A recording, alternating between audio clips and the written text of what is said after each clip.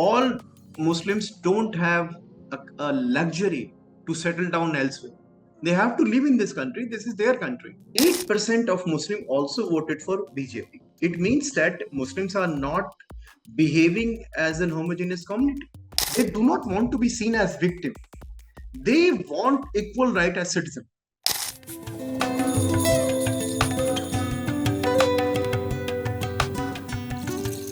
Thank you for joining India Votes 2024. We have a couple more episodes to go on this series, and the one today is particularly interesting and important. That's because if you look back at the 18th Lok Sabha election, there's one thing that stands out in sharp relief, and that is how the BJP and its top leadership used a vitriolic anti-Muslim rhetoric on the campaign trail, almost as if this was the key offering it had to Indian voters in 2024. Also remember that this election rhetoric caps a decade that has seen mob violence, vigilantism, destruction by bulldozers passed off as state justice, and a general dip in the well-being of India's Muslim community. So what will the next 5 years be like? Where do Indian Muslims go from here? What is the future of India's secularism in the context of these election results? I'm going to put these questions and more to Hilal Ahmed, who's with the CSDS, which is the Center for the Study of Developing Societies. He's a political scientist who's authored several books that study the political and social identity of India's Muslims. Hilal, thank you so much for making time. And my first question, how should one look at this verdict? As a verdict for secularism and a verdict against the unbridled Hindu majoritarianism that we've experienced in the past decade? I think that it would be too early to read the verdict as if that things have completely changed. And we have to be factually correct because BJP eventually formed the government with the help of several other parties. So it's an NDA government. And factually speaking, 2014 and 2019 Lok Sabha also produced NDA government. And in your introduction, you also talked about the campaign which BJP actually initiated, especially after the first round of election, which was entirely anti-Muslim. But I think if you look at the verdict, after looking at the statistics as well as doing some field work in different constituencies, I can say that three things have significantly emerged in India, and they also have got some implication for Muslim communities in India as well. I am going to use the term Muslim communities because there is no one Muslim community in India. Sure. So the first thing is that the state model that BJP presented to us in last 10 years has been significantly questioned. And this state model is very interesting. This is what I call charitable state. This is not a welfare state. And what is charitable state? There are two features of charitable state. One feature is this, that the state is saying that the economic life of citizen should be on an autopilot mode, meaning that because there is a market economy, so everyone should compete in market, and market has got a tendency to regulate itself.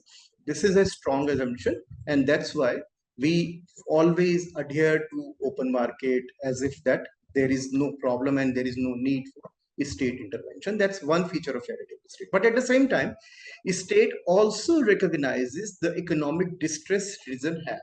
And that's why, in order to address that distress or hardship, certain one-time grants and schemes are offered. The state is also recognizing that you are facing tremendous sort of a hardship, so we would provide you something. And this something is actually one-time thing. Remember, unlike UPA, where we had got Manrega. Yeah. Manrega was actually legalized. It was a legal thing. It was a law that was enacted. It was a law enacted. And emanating from a right, the recognition of a right, isn't it? Yeah. Here in this case, it is a new phenomenon where a grant is given to you or one-time benefit is given to you and you are treated as labharthi or beneficiary. Yeah. So there is a difference between labharthi and the citizen who claims welfare as their rights. That model was being questioned, at least intellectually, by the Congress manifesto. The state model, which was there already for 10 years, is being now questioned. That's the one very important outcome of this election. And it will have implication not merely for Muslims, but all the people. Sure. Absolutely. One. Second thing is that in terms of narrative, Mm. this election produced something significantly different. It is true that Hindutva emerged as the dominant narrative of Indian politics. And by the way, Hindutva-driven nationalism has been the dominant narrative of Indian politics for over a decade. All political parties, some way or the other, they have recognized that without doing some kind of a Hindutva politics, they won't be able to survive. So therefore, that acceptability of Hindutva was there. But this time, the discourse of Nyaya or justice has emerged, has begun to take a shape. That's the second outcome of this election. It has not yet arrived, and Hindutva has not yet gone down.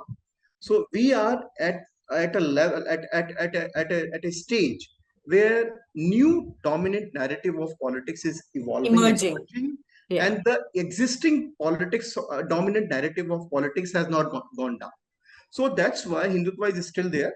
But a serious challenge is coming from the concept of Nyaya or justice. And this justice is not actually, it's not 1990 social justice politics. It's different. Because for the first time, caste politics is linked with economic inequality. If you look at the BJP's manifesto, they are very particular about that as well.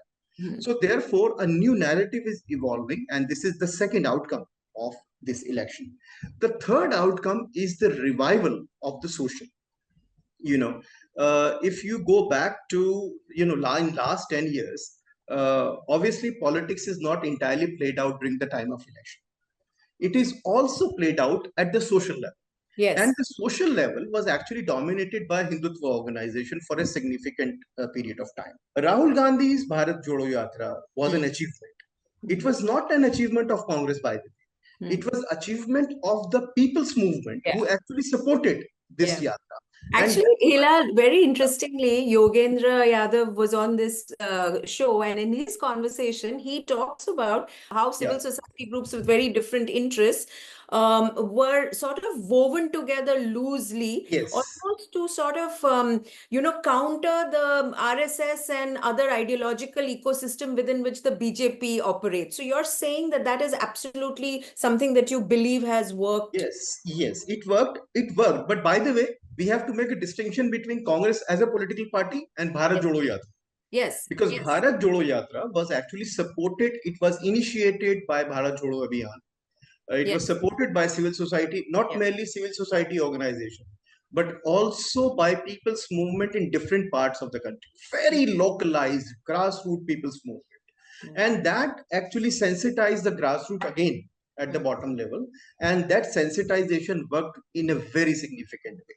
I would like to include in this the assertion, a new kind of assertion of Dalit consciousness, because we have seen in last decades that significant portion of Dalit votes moved away, especially in UP, moved away from BSP towards BJP.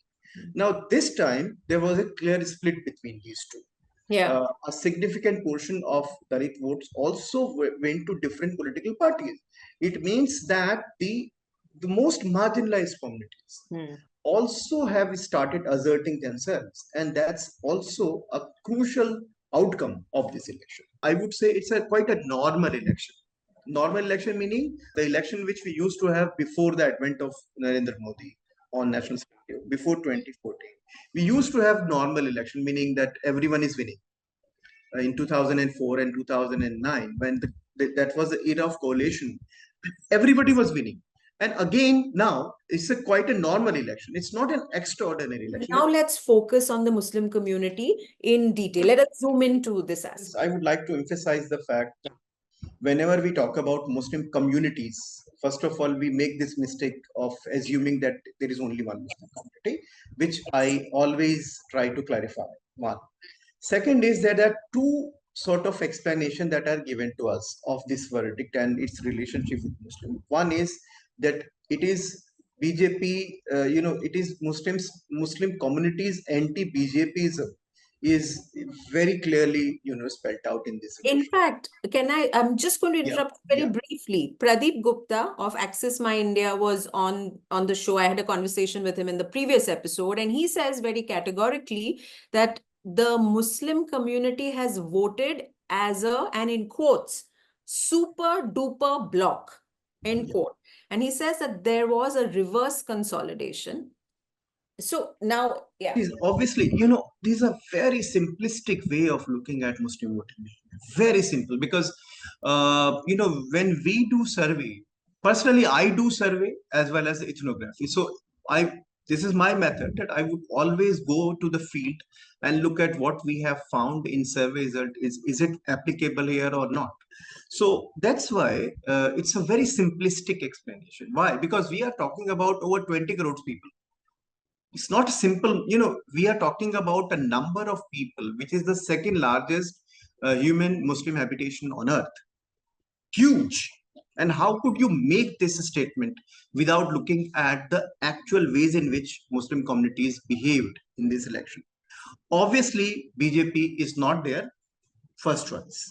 BJP cannot be, because BJP started with the Pasmanda thing in last 2 years, but somehow because of the consolidation, because of Congress manifesto, and there are a number of different considerations, eventually they had to give up. They had to give up everything and they had to rely entirely on Hindu consolidation. And in fact, if you look at the newspaper reports, which says that now BJP is going to evaluate how many Hindus voted for them, etc. So therefore, we are not actually, we are not conditioned to look at Hindu consolidation. We always talk about something else. When it comes to Muslim vote, I think the diversity of Muslim vote needs to be taken very, very seriously. First of all, as I said, that Congress is the first choice. Congress received around 37% of vote, followed by Congress Alliance. In our survey, we find 26% Muslim vote went to them.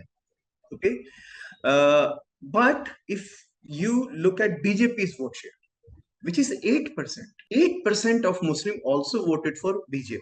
It means that BJP is not, Muslims are not behaving as an homogeneous community. And state-wise Muslim voting pattern is very different. For example, in West Bengal, most of the Muslims voted for TMC. But at the same time, they were also, voting for BJP. In fact, in our survey, we find around 7% Muslim voted in West Bengal to BJP candidates. What does it mean? It means the diversity and heterogeneity of Muslim political opinion. One.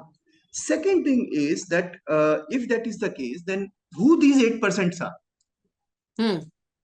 Why they are voting for BJP despite the fact that there is an open rejection? So we have to look at state-wise and the constituency-wise. Now, two examples. One example is Gujarat.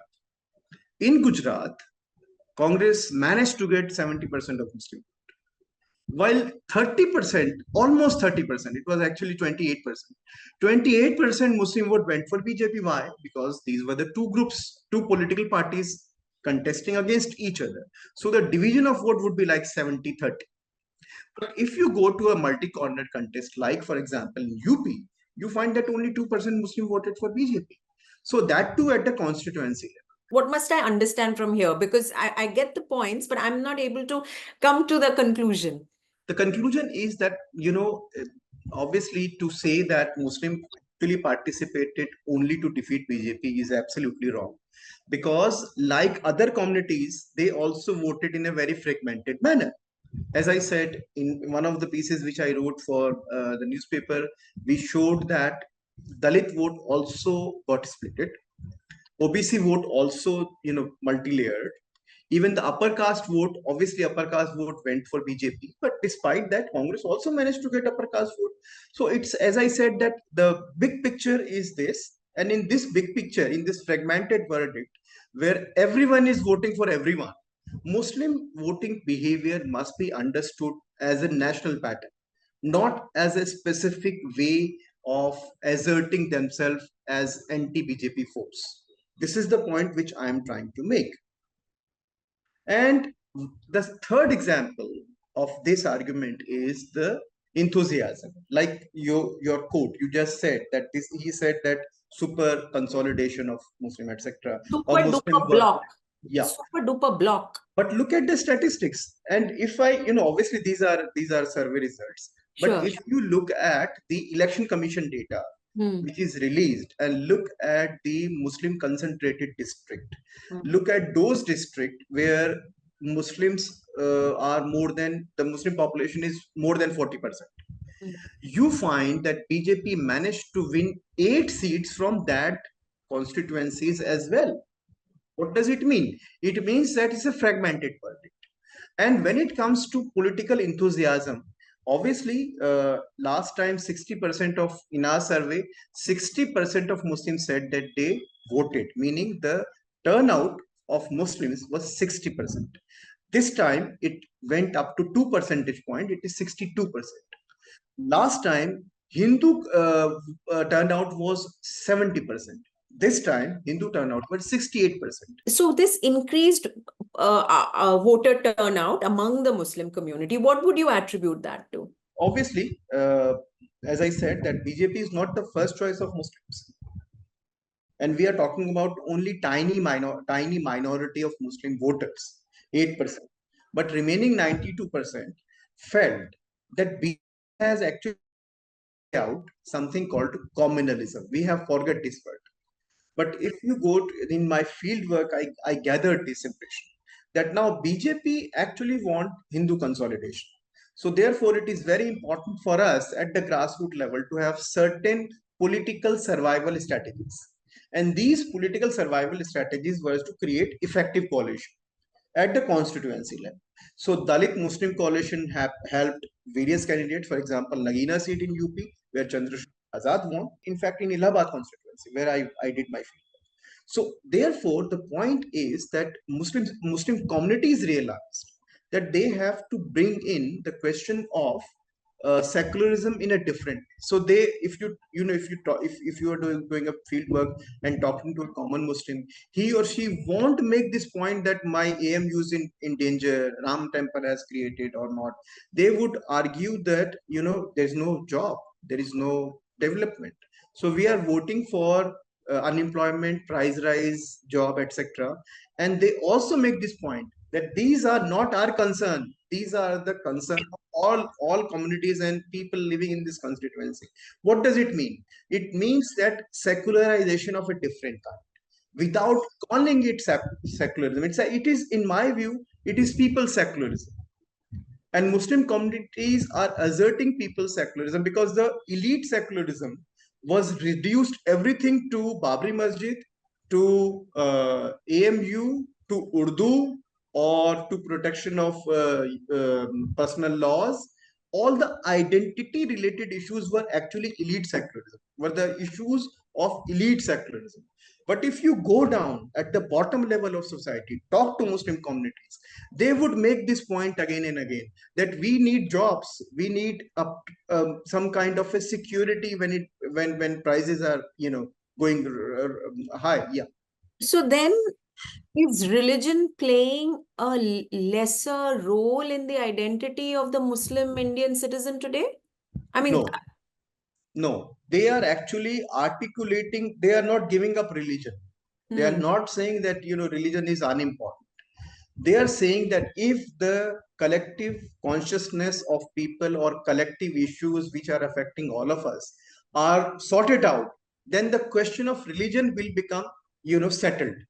Obviously, there's a lot of communalism at the bottom level. I'm not denying the fact that lynching, etc. yeah. These things are happening because the environment is not conducive for Muslim communities. It is true, and they also understand that. But in order to survive in an environment, you have to speak a different language. It is a language of minority, and it is a language of secularism without using the term secularism in a way.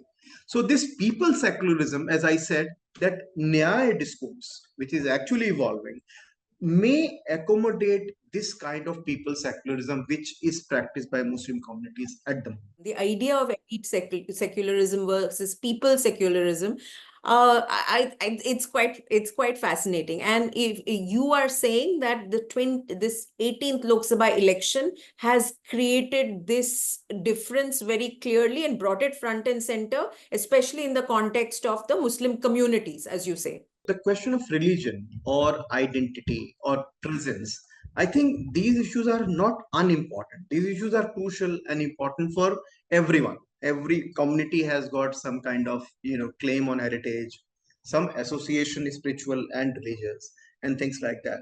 But when it comes to behaving like a voter or behaving like a citizen, you tend to prioritize certain issues. You tend to say that, okay, the bread and butter questions are so important for me at the moment. And if some kind of a coalition, because as I said in the beginning, that this nyaya discourse has, it is not the old kind of secularism and social justice politics. In older version of secularism and social justice politics, caste and religion were the reference point. But in this emerging nyaya discourse, substantial existential issues like employment, like development, these questions are coming up in a significant way. And that's why, without giving up your religious identity, you are able to assert yourself as a citizen. So I just want a quick follow-up on what you said are, the issues or the symbols that the elite who believe in secularism Yeah. get very excited by and get focused on. So are you saying that those issues are not that relevant? This whole hijab Yeah. controversy, triple talaq in the last decade, hijab and the wearing of it or not wearing of it, all of this became the building of the Ram temple and the way Hindu religion entered, the political arena. Are you saying that these are not issues, therefore, or I'm sorry, I'm making it sound simplistic. It's just my attempt to try and understand it because it is so complex. No, I don't think that these are unimportant issues. These are equally important issues. But when you have to as I said, that when you have to prioritize certain issues over other, you create a hierarchy of issues. And you decide that in order to survive in an hostile environment, you have to speak a language which is not provocative. So suppose if Muslims start saying that the hijab is the central question, then obviously they fear that it might help the rightist element among the Hindus to consolidate Hindus and then raise the question of Muslim appeasement.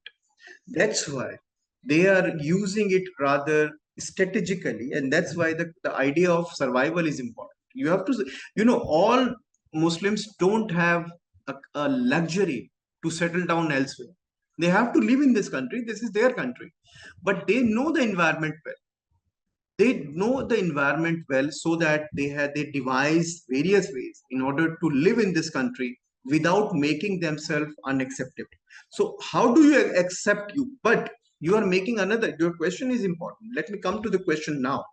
The question is that you have to make a distinction between Ram temple and, for instance, there are three levels: lynching, issues like lynching, issues like a Ram temple, and issues like hijab and offering namaz in public places. These are three different issues. The first kind of issues, lynching, these issues are security issues. And these, and or the bulldozer, you don't know that whether your house is going to be demolished. This is exactly what happened in Madhya Pradesh 2-3 days back. Yeah. So the SHO is so honest. He said that only the Muslim houses were to be demolished. That was the order was given to. And I really salute his honesty that he made this statement. No, and then in Vadodara, you have the Yeah. housing, flat being denied. So Yes. aren't these also all material challenges to a decent Yes. life? Yes. So that's why. So first sort of issues are where the Security. violence is going to come to you. So Hmm. you have to be prepared for that. So Hmm. that's why, in Bihar, we found that people were saying that we feel secured if we are in Purnia, etc. But Hmm. when we go out from Muslim area to different part of Jharkhand and Bihar, we feel highly insecure. So therefore, first is security. Second is symbol, like Ram Temple. Hmm. By the way, Ram Temple is not going to be an issue for Muslim because there was no mosque since 1992. Correct. And remember one thing, that from 1949 to 92, there was no prayer. So effectively, in our survey since 1996, we found that Babri Masjid was not at all an important issue for Muslim communities. So because there was no mosque at all, no mosque at all. And now there is obviously from 1992 there was a temple, and every Hindu was allowed to go to that temple. By the way, Hindus were allowed to go to that temple since 1986. For over 40 years, it is there. The temple is there. So therefore, for Muslim, they don't expect that one day the mosque will be built on the same site. So that imagination was certainly there. So that's symbolic. One is security, then the symbolic part. The third is the most disturbing part. That is when you are attacked for your right to offering your namaz on public places or wearing hijab, etc. Because these are very sensitive issues. So Muslim communities decided to have a very diversified response to all three. First of all, security. They try to, they have in our survey as well as in various studies, people have stopped saying Walaikum Assalam in metro trains. Or in trains, they would, take out their skull cap and things like that, so that the hostile mob can be dealt with. So the security question is dealt like this, but it does not mean that the security question is unimportant. Symbolism, I think I talk to everyone whom I know about what they feel when 9 o'clock prime time happen. They laugh. They laugh that actually it's a drama. The news is actually a drama. So the Muslim communities have understood quite well that these people are doing things primarily for the purpose for getting Hindu votes. So that's the symbolic part of it. But they are concerned about offering namaz in public places and hijab. These are two very existential questions of right to religion, and they are very worried about it. And that's why if you go to any mosque, especially in North India, you find that people have now, again, a survival strategy. Earlier, only one congregational prayer used to happen in one mosque. And that's why people would spread out outside and they offer namaz on roads. Now, the mosque management has decided to offer two congregational prayers so that one set of people can offer their namaz in one go, and in the second time the remaining can come and offer their namaz. So it's sort of addressing security within the larger community, right? Yeah. So if you look at what I just said, with the statistics which I just presented, that the survival strategy is this, that we have to make coalition. We have to make this language acceptable, that we also speak the language of people's concerns and secularism to make ourselves relevant. So this, invisibilization of shift, Muslims, isn't it? Yeah. Hilal, this is a big shift in the community's thinking and sort of behavior based on this thinking, isn't it? This has always been there. Like for instance, if you ask me about triple talaq, I collected that data in 2016, even before the triple talaq law was passed. I wrote a few things on that, and the most, most of the people were opposing this practice.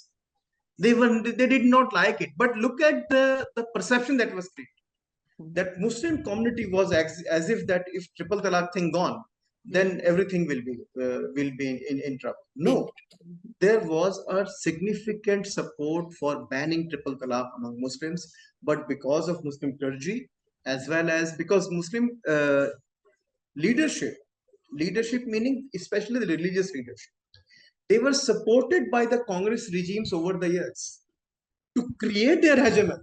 Now, Congress is not in a position to support them. BJP is not interested in them. That's why, they are helpless. They are virtually helpless. So that's why they would rather offer very strange sort of an statement to make themselves relevant. But the communities have realized that in order to make yourself relevant and acceptable, you have to devise your own ways. And this is what we find now. in this election verdict, very specific. Yes, very specific. How Yes. interesting. Do you think that the Congress and its relationship with the Muslim community, with India's Muslims, is also changing as a result of what Indian Muslims expect today? Because you're articulating something that we have not, we have not really in the mainstream at least accepted or even discussed very fully. See, the problem with Congress is that it is actually clueless about its Muslim policy. BJP is clear. BJP's position is pretty much clear. There are two ways in which, first of all, that's why the Congress position, we have to think of Congress position. One thing is very clear that BJP would say that we would like Muslims to join us. But at the same time, they have to demonize them in order to consolidate Hindu, etc.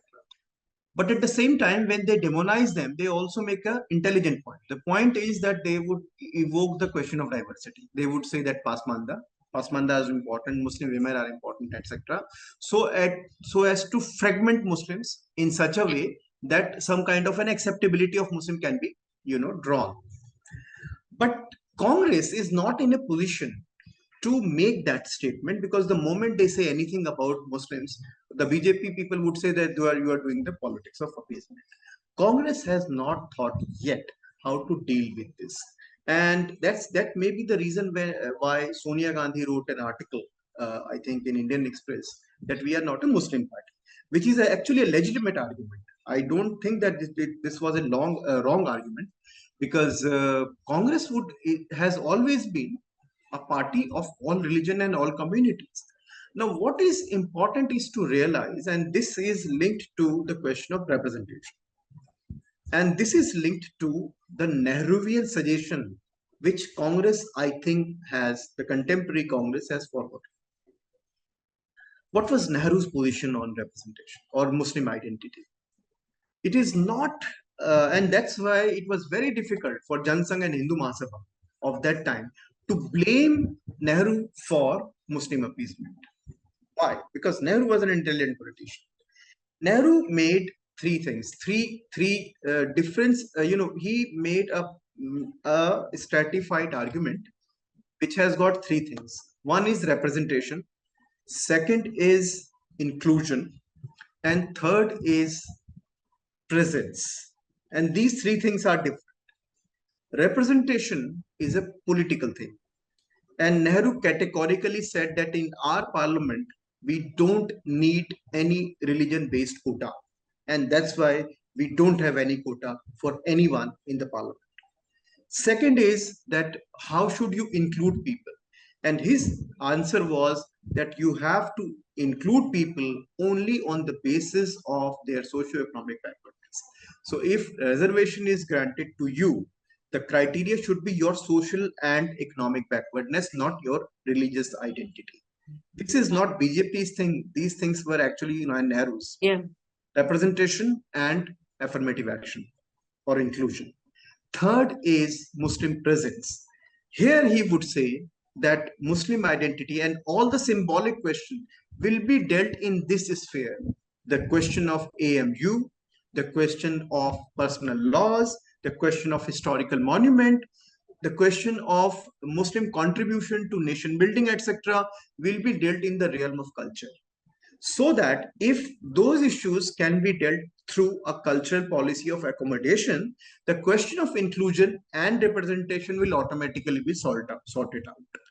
This is exactly which we find that this proposal is accepted by Muslim communities in this election. They are saying that the culture is hostile, so therefore leave these things out. We are not demanding separate representation. We are not demanding inclusion on the basis of religion. All Pasmanda communities and all Pasmanda groups are saying, please divide OBC into two categories. There is no need to divide OBC on the basis of religion. So they are saying, the Muslim communities are saying that we don't need representation directly. We don't need affirmative action based on religion, but we certainly need a cultural policy where all our emotional attachment and all our religious and cultural issues can be seen through the prism of secularism. This is the framework which Nehru offered and Congress decided not to put forward. Now, it is up to the Congress to make this thing very clear, because obviously they are obviously a political party. They have to survive in this environment. And this is a great achievement of Congress, that they have produced something called a Nyaya discourse. But they also have to take a very clear position on the Muslim question. Because until and unless they are clear about it, the blame of or the tag of appeasement is continued to survive. Absolutely. I mean, that is what BJP said, right? That is the Muslim party. Congress Yes, is the party yes, for the Muslims. So yeah, you're saying that the Congress has to deal with this, very head on and directly. It cannot. yes. Very directly, they would say that there is no need for Muslim representation in the parliament. Mm-hmm. There is no need to provide any quota for Muslim or for affirmative action. But, and that is an important part, but we have to realize that Muslim identity is an inseparable part of Indian identity. And therefore, there is a need to accommodate them in the cultural sphere. But what to do with Muslim representation then? That's an important issue. Why, one MP in the last Lok Sabha able to use derogative language Yeah. against Muslim in the parliament Yeah. because the cultural policy is hostile to them. Yeah. So therefore, if we start looking at the Muslim question in the light of this framework which I just presented, it is possible for non-BJP parties to come out with certain kind of argument. Right. There's an opportunity here. There's an Yes, opportunity there's a here. great opportunity because the community is at the bottom level of society. Representation. I was looking at a Hindu report which talked about how the 18th Lok Sabha will have the lowest representation of Muslims. Now, and we all already know about the standing criticism against the NDA about not having Muslim ministers in the Council of Ministers. Okay. So the question is, how important is this? And is there any way out of this at this point of time? Or is it just something about up to political parties and their discretion? Two answers. One answer is the reality. What is the reality? The reality is that every political party is a professional political party, and they want people to, they would like to win elect. They would like to give ticket to those who can win the election. So it's called winnability factor. That winnability has always been a factor in Indian politics. It is not entirely new, but now political class has started using it rather shamelessly. It was always there. Sure. One. The second is that, professional politicians, suppose I am a Muslim politician. So we have to be very clear who the Muslim representatives are. Basically, three types of people: professional Muslim politician. Then you have got Muslim elite, the educational elite, or even the caste elite. Then you have got influencer and activist. These are three forms of leadership, of Muslim leadership. Now, we are concerned, if we are only concerned about Muslim professional politicians, we have to understand their moves in last 10 years. What did they do? Or what they have been doing in the past, where they all demanding that we should be given more seats, etc., in the parliament, etc., things like that. They were accommodated through the backdoor entry called Rajya Sabha or in Vidhan Parishad, and every political party used to do them because they wanted to have some kind of a Muslim presence in the parliament. Yeah, one. Second thing is that, but it does not have any direct relationship with Muslim voters. As I said, that if you go to the Muslim constituencies or you go to talk to Muslim leaders, Muslim people, you find that they don't think that even if that number of Muslim, for example, 1980 Lok Sabha had maximum number of Muslim MPs, 80 and then followed by 84. And look at the kind of violence that took place, or look at the discussion that happened inside the parliament. You find that all Muslim MPs would adhere to their party line. Even in Vidhan Sabha, I did a study of Muzaffarnagar riot, and I looked at the proceedings of Vidhan Sabha after the riot. I find that, and by the way, why that Vidhan Sabha is important, because that was in that Vidhan Sabha there were 64 Muslim MLAs, and sizable majority of them belonging to Samajwadi Party. They did not deviate from their party line, so they did not behave as Muslim in the parliament. They did behave as a member of a particular party. So therefore, we need to understand these realities. But it does not mean that Muslim representation is unimportant. It is important. And then we have to look at it. There is a need to look at it in a realistic manner. First of all, idea of Muslim representation need to be democratized, because Muslim is not a homogeneous category. How many Muslim women are there in there? When we talk about Muslim representation, how many Dalit Muslims are there? How many poor Muslims are there? I think that diversity must be a principle by which you start talking about representation. One. Second is democratization of institution. Now we ask this question when political party start giving ticket to a particular person. But what about the structure of political party? What are the mechanisms they involve in order to accommodate or attract influencer and leaders and Muslim elite in their party? Is there any way, anything which is there?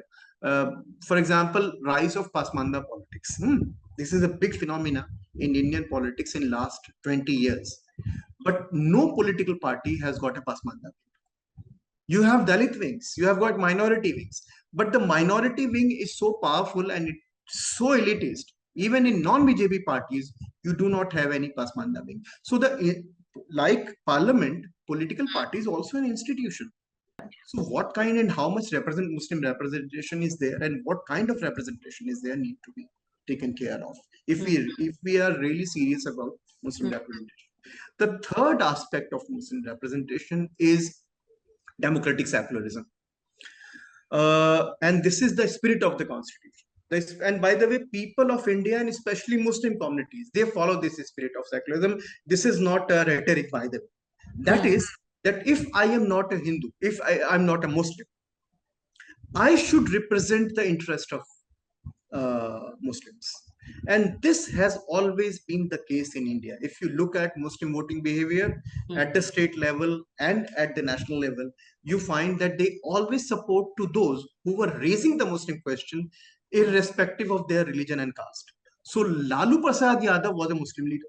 Mulayam Singh Yadav was a Muslim leader. Jawaharlal Nehru was a Muslim leader. Maulana Azad was certainly a Muslim leader, but Jawaharlal Nehru was equally a Muslim leader. So Muslim communities, obviously, look at now, the voting behavior would tell you that they are supporting they irrespective of religion. They would like representation, a representative who can also represent them or their anxieties. By the way, I would like to make a point about Asaduddin Owaisi. Yeah, I was just going to say that MIM's lack of success beyond a point then. Yes, one thing, because if you look at Asaduddin Owaisi's speeches and his statement, by the way, he won the award for being the most vocal MP, not merely on Muslim issues, but also on other issues, on security, on economic policy and things like that. So therefore, we have to, but time and again, in the last Lok Sabha, both Asaduddin Owaisi and the other person, Imtiaz Jalil, who also won from Aurangabad, they made statements that we are not representing only Muslims, we are representing the communities. The communities, the communities who are living in our constituency. So therefore, the idea of representation is a complicated idea. It's not simple just to count how many. This is a very problematic attitude that the moment we start Muslim representation, we start counting numbers. So therefore, now the question you are asking about the MIM success. MIMs performed very well because in the social sector, they did a remarkable job in Hyderabad. They have all great institutions functioning for over 40 years. They have got a university, they have got number of hospitals, there was chain of schools, they have got a newspaper and things like that, dental college, engineering college. So the institutional help which the party has provided to people of Hyderabad, I think that is remarkable, and that's why Asaduddin Owaisi managed to win the seat. But in other part of the country, for example, in Aurangabad, they failed because they were succeed. MIM created strategic alliances with number of different people, different communities. This time they failed to manage that successful coalition, and that's why they did not perform well. So that's actually professional politics. But the question of representation is a normative question as well. We really need Muslim MPs and MLAs in the parliament. But we also be realistic that these Muslim MPs and MLAs in parliament and assemblies, they behave like a professional politician, not merely as Muslim individuals. You talked about how the Muslim community is not a single homogeneous community. There is great diversity and it is heterogeneous, and you are making it a point to say Muslim communities. Having said that, in the last 10 years, I have read other people talk about how there has been an erosion of rights. The right to have rights, as Mujibur Rahman recently, the Jamia professor in his book, has talked about. Is this something that you think is common to all Muslim communities today? That there is a huge lack of any bridges where the Hindu communities and Muslim communities can interact without people seeing it as a zero-sum game. We have instances, whether it is of mob lynching, beef in refrigerator, housing societies. So, I mean, these are everyday quotidian problems, right? Quotidian problems, which are very different from the world of academic and, an understanding there. How do you have an answer? Because you do go on the ground, you do a lot of field work in your academic pursuits. Two answers. One answer is that what is Muslim identity in India? If this is my task to give you a nuanced argument. This is my job. And if you go out and just open your eyes and look at people, you find no, this is not true. This is not as simple. Go to any Muslim locality and use the phrase right to have rights. Do you find that they are rightless people? This is my problem. Because I don't see things only in black and white. I see things in contrast. And that's why, and by the way, this is not an intellectual argument. Gandhi was very fond of complexities and inconsistencies. And he's the only person who would use the categories Hindu and Muslim freely and fill them up with complexity. I am trying to do exactly the same in my own, yeah. And if you ask me this question, then the question is that there are two ways in which Muslim identity can be understood. One, something called the discourse of Muslimness. And this discourse of Muslimness is very powerful, by the way. And second is the substantive Muslimness, the Muslimness that is constituted in variety of ways at the bottom level of society. If the discourse of Muslimness is powerful, and for example, what all the examples you just gave, they make this point that the discourse of Muslimness at the moment is more powerful than the assertion of substantive Muslimness. So interplay between these two always determine context in which we live. For example, you have to say this in very simple terms. The simple term is that the discourse is so powerful, the demonization of Muslim is so powerful that we fail to see the complexities and the interaction between different communities at the bottom. So if we continue to adhere to that discourse, then it will become very difficult to find out the answer to that discourse. For example, if suppose BJP stop using, suppose this Nyaya discourse established, the Nyaya discourse which is Congress is promoting, it does not have anything at the moment, at the time, about Muslims. They don't have anything to say about Muslims. Suppose Congress win this election and form the government, and they start doing something for Muslims. Obviously, the discourse will remain the same, and the outcome would be more anti-Muslim violence at the bottom level of society. So therefore, in order to avoid these things, you have to collect various ways in which people are living together. And living together separately is the attitude. And this is what I call substantive Muslimness. So if you stick to the substantive Muslimness, looking at the survival strategies Muslims have, what kind of coalition they are making with different communities at the grassroots level, if we continue to do that, then we will be able to get rid of this imagination of Muslim victimhood. The moment we say Muslim, everybody would start talking about these things as if that, you know, we are in a constant war with the state. We are not Israel. We are India. And we have to look at positively. This negative attitude is, Muslim community, the assertion of Muslim community is positive. They are asserting themselves in a positive way. They do not want to be seen as victim. They want equal right as citizen. And for that matter, there's a big need to get rid of this imposed, victimhood. On the one hand, they are shown as if they are the uh, Muslim identity is actually problematic. On the one hand, they are shown as a reference point for Hindu victimhood. On the other hand, the narrative of this kind, the pro-Muslim narrative, is actually equally the same, where Muslims are presented as victims themselves. So this victimhood, this comparative victimhood, is problematic. And in order to get rid of this, we need to look at the positive stories. This is the message which Gandhi actually underlined in his Swaraj. He said that history notes only violence. What about good things? There are many good things. And in my work, I'm trying to highlight, I am not politically correct, and I don't want to be politically correct. Because it is very easy to make the argument that Muslims are actually vulnerable. Shah Rukh Khan is also Muslim, by the way.